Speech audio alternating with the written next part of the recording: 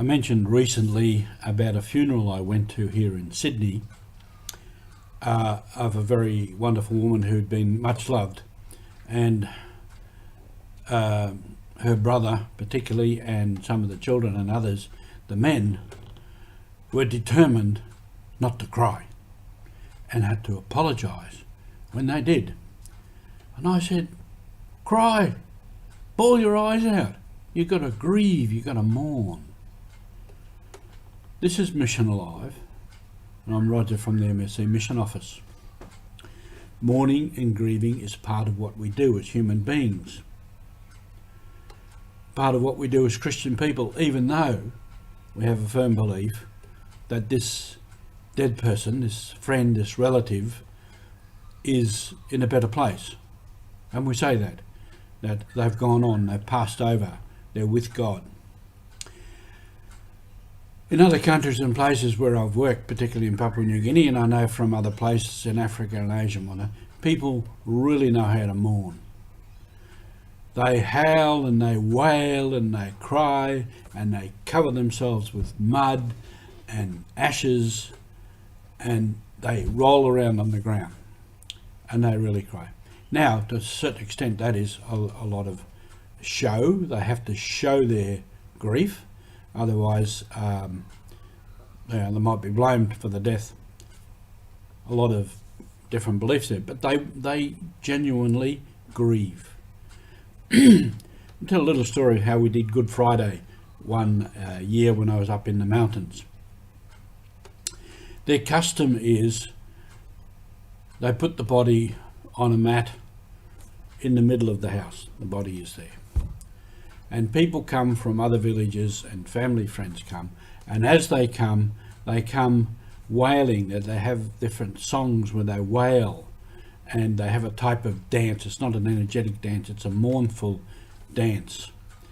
And they come in that way, and they come in and they go around the body, and they do that mourning and the dancing around the body, and then they will go and sit, and then others will come.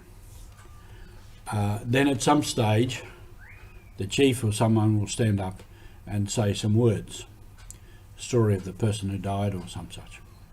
So on this Good Friday, working with the people, I said to them, and this is the first step, this is enculturation, this is trying to bring our beliefs and the gospel into the culture of the people.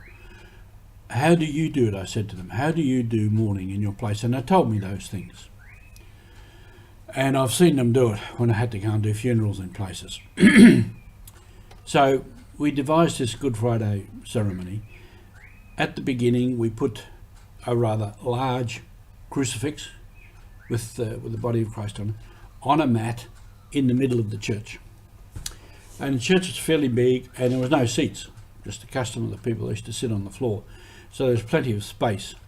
So we put this the crucifix there, and then myself, some of the church leaders and some of the chiefs were sitting on the steps, and groups of people arrived in turn with this morning dance and the morning song, and they came into the church and they circled around the crucifix there in the middle of the mat, and when they'd finished they would go and sit different parts of the church.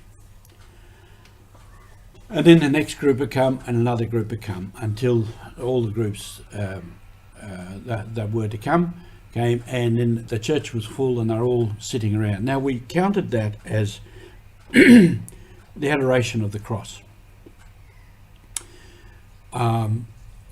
because they had come in and mourned and acknowledged the death of Christ in their own way. Then we had the word. This was the type of the big man, the chief, speaks.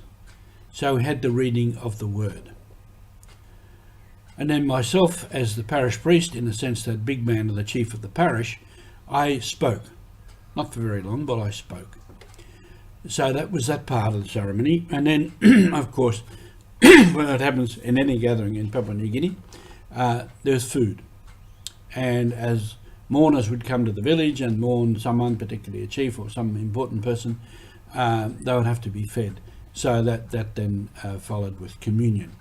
And then we all dispersed in silence, as we normally do. So this was a way of trying to impress upon the people what happened on Good Friday. Now, that was a bit of an innovation, and we did it for 1 or 2 years. My successor decided he wasn't going to do it that way. So that's the way the church goes. Sometimes we do something significant and sometimes we don't. Anyway, thanks for being on mission, and thank you for being with Mission Alive.